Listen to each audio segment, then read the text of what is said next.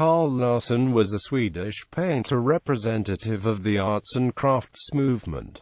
His many paintings include oils, watercolors, and frescoes. He considered his finest work to be Midvinterblot, a large painting now displayed inside the Swedish National Museum of Fine Arts. Biography. Larsson was born on the 28th of May 1853 in the old town of Stockholm, at 78 Prästgatan. His parents were extremely poor, and his childhood was not happy. Renate Parvogel, in her book Larsson, gives detailed information about Carl's life. His mother was thrown out of the house, together with Carl and his brother Johan, after enduring a series of temporary dwellings. The family moved into Grev Magnigran No. 7 in what was then Ladugårdsplan, present-day Östermalm. As a rule, each room was home to 3 families. Penury, filth and vice thrived there, leisurely seethed and smoldered, eaten away in rotten bodies and souls. Such an environment is the natural breeding ground for cholera, he wrote in his autobiographical novel Me. Larsson's father worked as a casual laborer, sailed as a stoker on a ship headed for Scandinavia, and lost the lease to a nearby mill, only to work there later as a mere grain carrier. Larsson portrays him as a loveless man lacking self-control. He drank, ranted and raved, and incurred the lifelong anger of his son after an outburst in which he declared, "I curse the day you were born." In contrast, Carl's mother worked long hours as a laundress to provide for her family. However, at the age of 13, his teacher Jacobson, at the School for Poor Children, urged him to apply to the Principskola of the Royal Swedish Academy of Arts, and he was admitted. During his first years there, Larsson felt socially inferior, confused, and shy. In 1869, at the age of 16, he was promoted to the Antique School of the same academy. There Larsson gained confidence, and even became a central figure in student life. Carl earned his first medal in nude drawing. In the meantime, Larsson worked as a caricaturist for the humorous paper Casper and as a graphic artist for the newspaper Nya Illustratidning. His annual wages were sufficient to allow him to help support his parents financially. After several years working as an illustrator of books, magazines, and newspapers, Larsson moved to Paris in 1877, where he spent several frustrating years as a hard-working artist without any success. Larsson was not eager to establish contact with the French Progressive Impressionists. Instead, along with other Swedish artists, he cut himself off from the radical movement of change. After spending 2 summers in Barbizon, the refuge of the plein air painters, he settled down with his Swedish painter colleagues in 1882 in Grez-sur-Lering, at a Scandinavian artists' colony outside Paris. It was there that he met the artist Karen Bergu, who soon became his wife. This was to be a turning point in Larsson's life. In Grez, Larsson painted some of his most important works, now in watercolor and very different from the oil painting technique he had previously employed. Carl and Karen Larsson had 8 children: Ulf, Pontus, Lisbeth, Britta, Mats, Kirsty and Esbjorn, and his family became Larsson's favorite models. Many of the interiors depicted were the work of Karen Larsson, who also worked as an interior designer.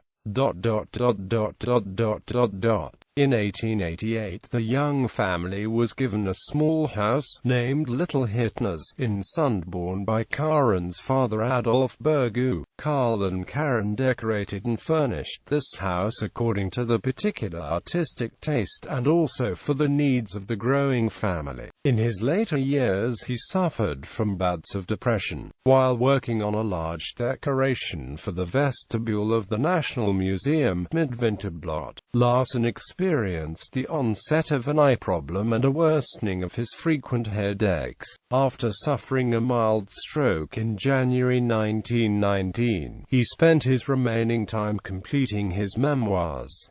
He died in Falun on the 22nd of January 1919. paintings. Through his paintings and books, Little Hittner's has become one of the most famous artists' homes in the world, transmitting the artistic taste of its creators and making it a major line in Swedish interior design. The descendants of Carl and Karen Larsson now own this house and keep it open for tourists each summer from May until October. Larsson's popularity increased considerably with the development of color reproduction technology in the 1890s, when the Swedish publisher Bonnier published books written and illustrated by Larsson and containing full-color reproductions of his watercolors, titled A Home. However, the print runs of these rather expensive albums did not come close to that produced in 1909 by the German publisher Karl Robert Langewiesche. Langewiesche's choice of watercolors, drawings and text by Carl Larsson, titled Das Haus in der Sonne, immediately became one of the German publishing industry's bestsellers of the year. 40,000 copies sold in 3 months,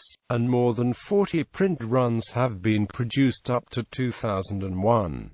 Carl and Karen Larsson declared themselves overwhelmed by such success. Larsson also drew several sequential picture stories, thus being one of the earliest Swedish comic creators. Carl Larsson considered his monumental works, such as his frescoes in schools, museums and other public buildings, to be his most important works. His last monumental work, Midvinterblot, of 6 by 14 meter oil painting completed in 1915, had been commissioned for a wall in the National Museum in Stockholm. However, upon completion, it was rejected by the board of the museum. The fresco depicts the blot of King Domalde at the Temple of Uppsala. Decades later, the painting was purchased and placed in the National Museum. Legacy. In his memoirs Jag, published after Larsson's death, he declared his bitterness and disappointment over this rejection of the painting he himself considered to be his greatest achievement. The fate of Midvinterblot broke me.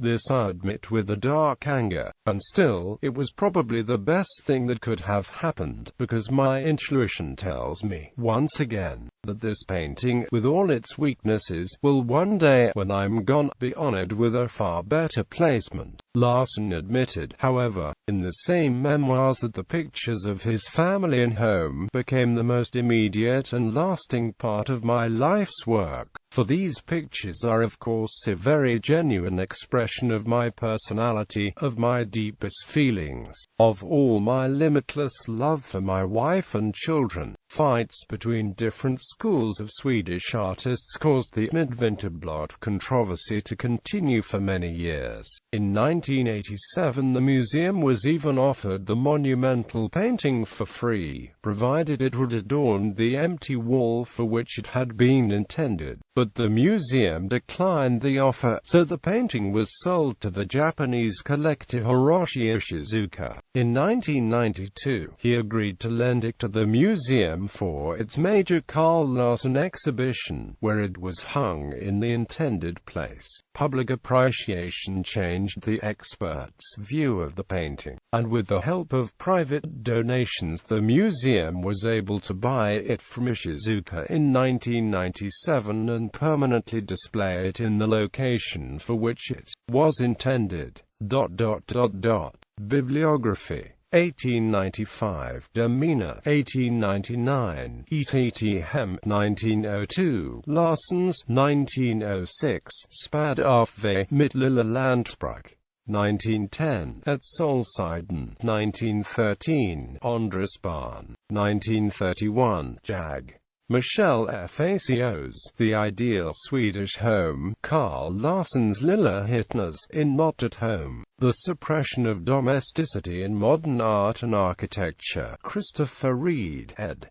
81-91.